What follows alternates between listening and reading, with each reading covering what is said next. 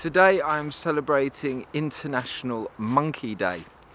Now, the monkey is obviously one of our closest relatives on the planet, and yet it's worth remembering that we are not, well, let's just say there are some striking differences, not just behaviourally, but genetically. We have in our DNA these two fused chromosomes that mean that rather than the 24 pairs that we see in most of the apes and the primates, we only have 23 pairs of chromosomes, meaning that there's this very fundamental difference between us.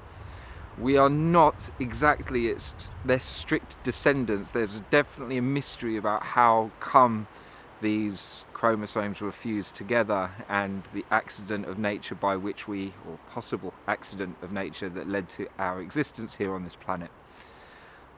Well, the monkey, in the thumbnail for this video, there's a beautiful, cute monkey, and doesn't everybody fall in love with these beautiful, cute monkeys? And it's so lovely to see them expressing these aspects of ourselves that we recognize in ourselves. And yet, monkeys can be savage animals. My own personal encounter with a wild, large-bodied monkey was absolutely terrifying. The speed with which it approached, the way it bared its teeth and made its presence felt. There was no way I was taking this on for a fight, and this wasn't even a grown chimpanzee. And I suppose this is where some of the desire to have an International Day of the Monkey is, probably arises, because unfortunately there are still a lot of people that fall in love with the cute image of a monkey and think, oh, that's going to be a nice pet. And unfortunately, as they grow and strengthen, people soon realise that they are not pets. A chimpanzee, from what I've heard, cannot get beyond the age of 4 or 5 before it becomes a threat to anybody who wishes to look after one. And they have a savagery which is unlike we would expect from many other animals. They don't hurt to kill. They are willing just to hurt and maim, torture and walk on. So our closest relatives obviously have this very, very different way of being to our own. I mean, generally speaking. Today I want to celebrate International Monkey Day because for me they are a very interesting example of the way in which our nature is reflected in nature. Chimpanzees and the bonobos, which are a form of ape which have, let's say, a very different approach to conflict.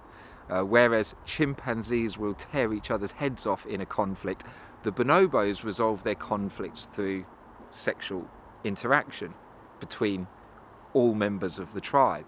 And the way they maintain harmony in their community seems to be through almost incessant sexual interaction. And so if the chimpanzees branched off the family line here, we came off here, and then, or seem to have come off here, and then the bonobos afterwards. And so it seems that we are somewhat perched in between these two different approaches to life. Do we resolve our conflict through war and fighting, or through lovemaking and tenderness? I know which one I'd be more drawn to, but life isn't always like that. Maybe that's why we have these different polar ways of expressing ourselves. So today, it's just a quick one to participate in the International Day of the Monkey.